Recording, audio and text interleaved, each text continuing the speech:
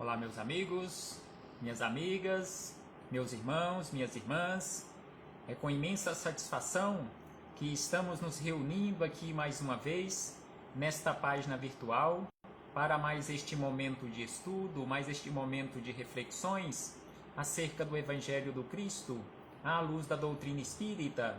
E por isso, mais uma vez agradecemos a Deus, nosso Pai, de infinita bondade, misericórdia e amor, em especial e acima de tudo, pela dádiva da vida. Agradecemos a Deus por nos conceder constantemente a oportunidade para a nossa melhoria ou infinitas oportunidades para a nossa transformação. Agradecemos a Jesus, nosso Mestre e Senhor, guia e modelo para toda a humanidade, por estes belíssimos ensinamentos que ele nos deixou de forma exemplificada, conforme nós encontramos em seus evangelhos de amor.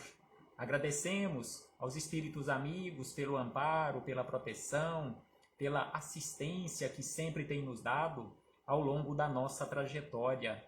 E não podemos deixar de agradecer a todos vocês, irmãos e irmãs de jornada, que constantemente estão aqui conosco nesta página virtual para juntos estudarmos o Evangelho do Cristo.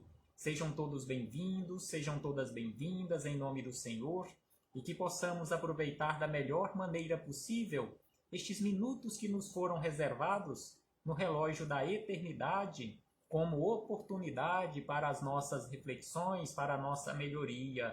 E hoje aqui nos encontramos para estudarmos mais um capítulo do livro Palavras de Vida Eterna. E hoje trouxemos como base para as nossas reflexões o capítulo de número 92, que tem como título Solidariedade.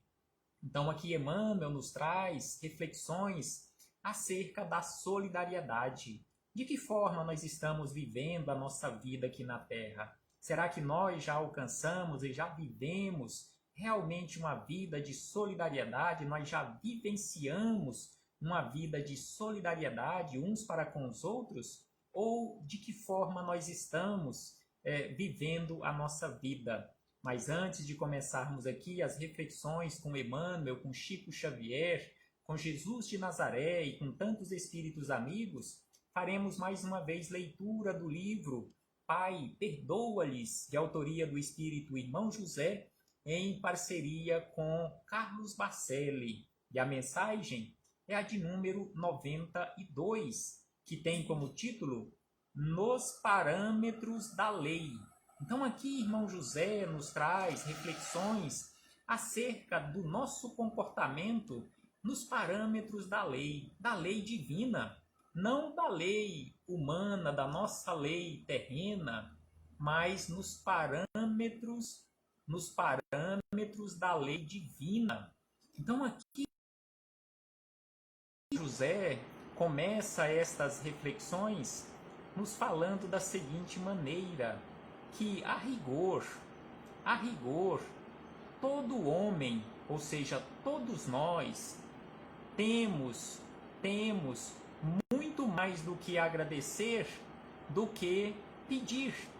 Então aqui ele nos chama a atenção que perante Deus, perante a justiça divina, todos nós temos muito mais a agradecer do que pedir. Nos parâmetros da lei, a aplicação da justiça divina se submete à ação da divina misericórdia. Então aqui ele nos chama a atenção que nestes parâmetros da lei divina, todos nós nos submetemos à ação da divina misericórdia. O Criador, acrescenta Irmão José, que o Criador, de certa maneira, é como os pais humanos, que em troca de um sorriso do filho, são capazes de lhe proporcionar o céu.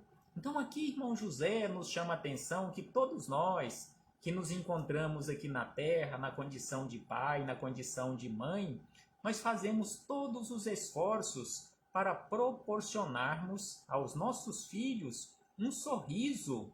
Então aqui ele nos chama a atenção que somos capazes de lhes proporcionar o céu para que tenhamos um sorriso dos nossos filhos. E Deus? Será que Deus seria diferente de nós? Como nós sabemos, Deus é o infinito de tudo isto. E ainda ele acrescenta que muitas vezes um único gesto de caridade é suficiente para promover substancial alteração no destino de quem o pratica. Então aqui ele nos chama a atenção de uma forma muito clara que um único gesto de caridade, um único passo naquele sentido de uma vida melhor, de uma vida em transformação, já é o suficiente para alterarmos substancialmente a rota da nossa vida. Então é por isso que o apóstolo Pedro nos chama a atenção que o amor em prática cobre a multidão dos nossos pecados. E ainda, irmão José acrescenta na sequência que ao mais leve sinal de arrependimento de qualquer pessoa, Deus lhe escancara a porta de infinitas oportunidades para redimir-se. Então aqui ele nos chama atenção para aquela ideia de que Deus nos perdoa, mas em verdade Deus não perdoa, porque Deus não tem a necessidade de perdoar. Quem tem necessidade de perdoar é aquele que se magoa. Deus não se magoa em relação aos nossos comportamentos equivocados. No entanto, conforme ele nos diz aqui, que ao mais leve sinal de arrependimento por nossa parte, Deus escancara todas as portas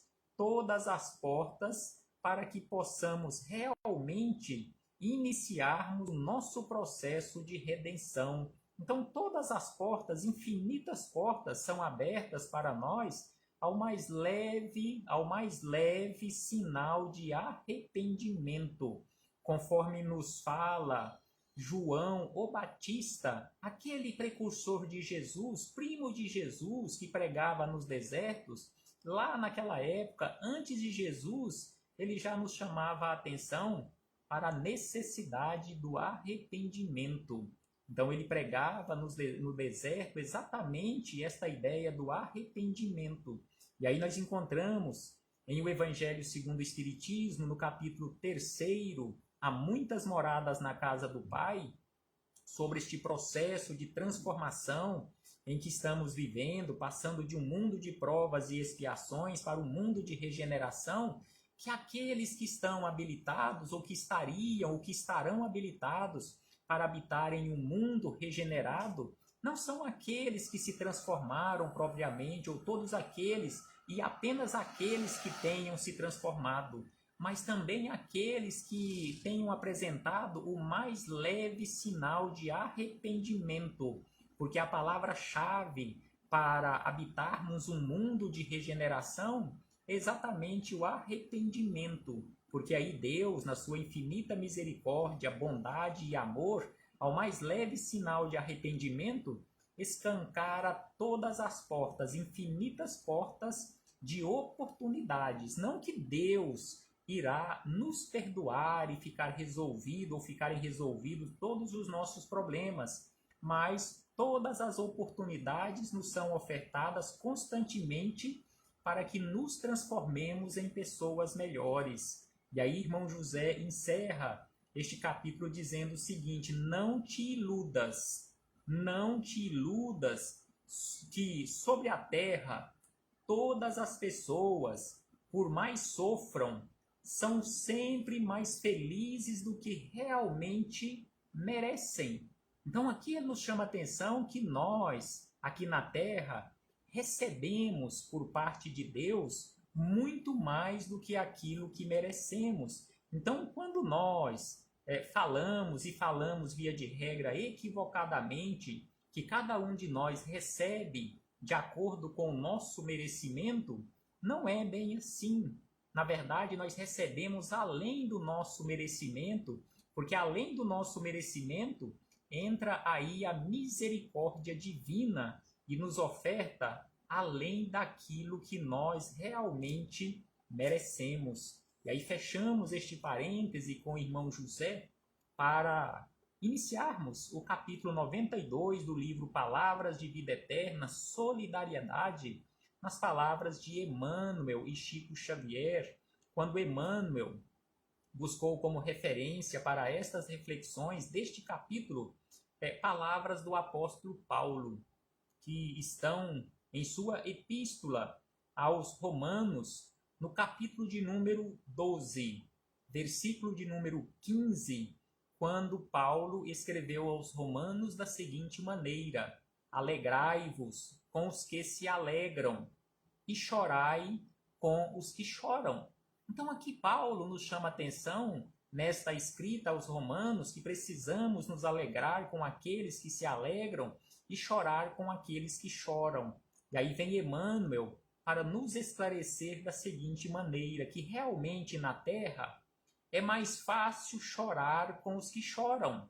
E lá no final das palavras de Emmanuel, nós iremos entender esta primeira frase, quando ele disse que é mais fácil aqui na Terra nós chorarmos com aqueles que choram do que sorrir com aqueles que sorriem. E aí ele acrescenta que em muitas circunstâncias, mágoas alheias servem de consolação para as nossas mágoas. Mágoas alheias servem de consolação. Ou seja, quando muitos de nós, quando observamos que outras pessoas ou presenciamos em outras pessoas que também estão magoadas, assim como nós, isto serve de consolação, onde nós chegamos à conclusão que não apenas nós passamos por estes problemas, não apenas nós choramos, mas outras pessoas também passam por estes problemas. Então, equivocadamente, nós acabamos sendo consolados com a mágoa dos outros, com o choro dos outros, em chegando à conclusão que não é apenas eu que estou sofrendo, mas outras pessoas também sofrem.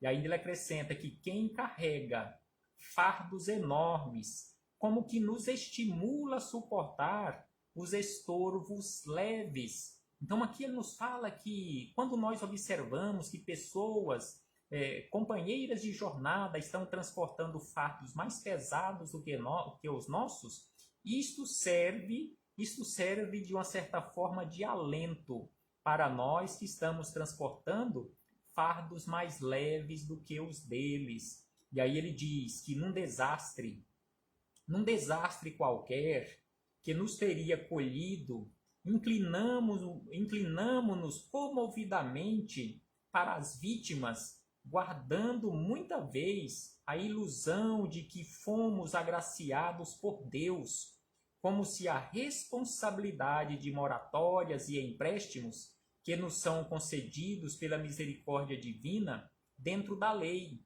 fosse para nós regime de favoritismo e exceção. Então aqui ele nos chama a atenção que quando um desastre natural alcança outras pessoas e não nos alcança, nós ficamos de fora deste desastre natural, que muitos de nós nos colocamos e nos achamos como sendo agraciados por parte de Deus em nós não termos sido atingidos por aquela calamidade, mas em verdade não fomos agraciados, nós estamos ali fora daquela calamidade, mas com a responsabilidade de sermos solidários para com aqueles que estão passando por dificuldades, por provações maiores do que nós. Não existe na lei divina nenhum regime de favoritismo, não existe na lei divina nenhum regime de exceção, de provação diferenciado, em que uns sejam castigados e outros sejam favorecidos. Não, de forma alguma,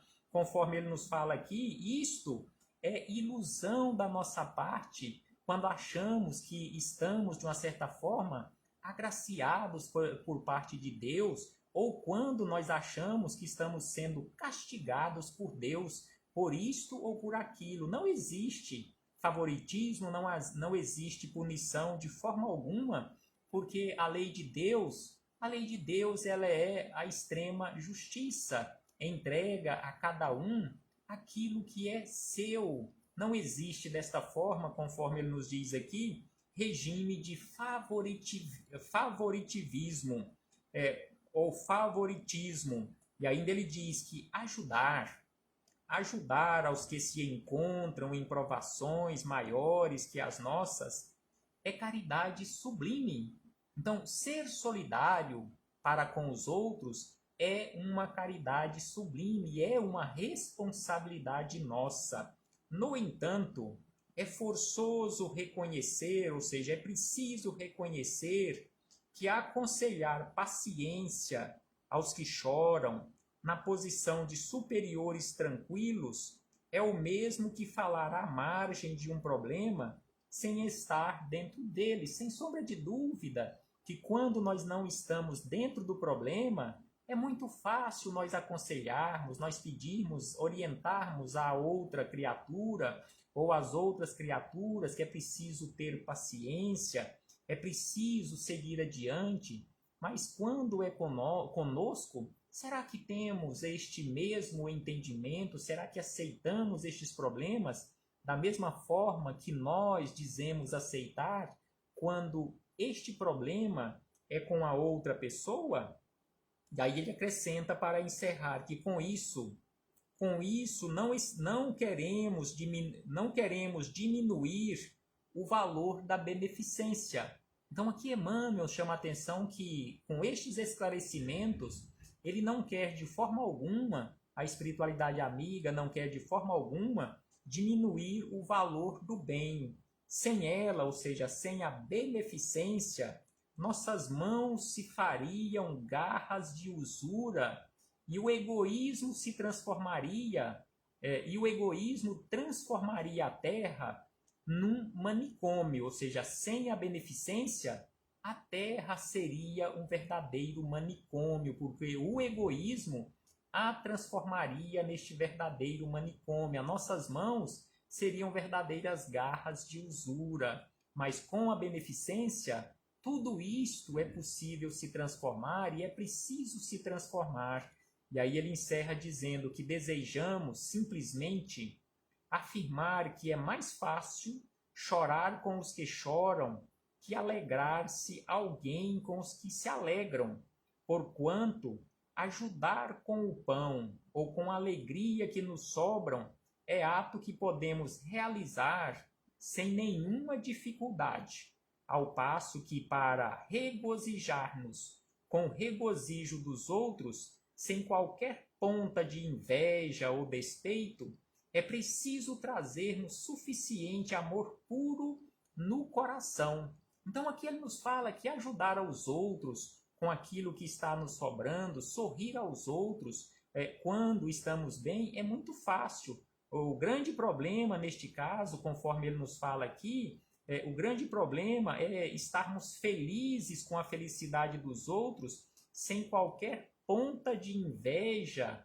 em relação àquela felicidade do outro, porque segundo Emmanuel, via de regra, para que isso aconteça, nós realmente ficarmos felizes com a felicidade do outro, principalmente quando nós não nos encontramos nesta condição de felicidade, para que isso aconteça, é preciso que tenhamos alcançado aquela condição de amor puro no nosso coração, que aí sim nós iremos, mesmo não estando em gozo da plena felicidade, nós iremos nos sentir felizes com a felicidade dos outros. Então precisamos, sem sombra de dúvida, fazermos esforços constantemente para alcançarmos esta condição de verdadeira solidariedade de uns para com os outros, porque todos nós que aqui nos encontramos no planeta Terra, em especial nós encarnados, fazemos parte desta única família universal, nós encarnados e desencarnados, fazemos parte de uma única família, a família de Deus, a família universal. E para isso nós precisamos nos esforçar, nos comportando verdadeiramente com solidariedade, porque em uma família existe sempre a solidariedade. Paz aos nossos corações e muito obrigado. Um abraço fraternal, Jesus conosco sempre e até breve. Até muito breve, quando aqui pretendemos nos reencontrar mais uma vez para mais um momento de estudo, mais um momento de reflexões em nome do Cristo. Paz aos nossos corações.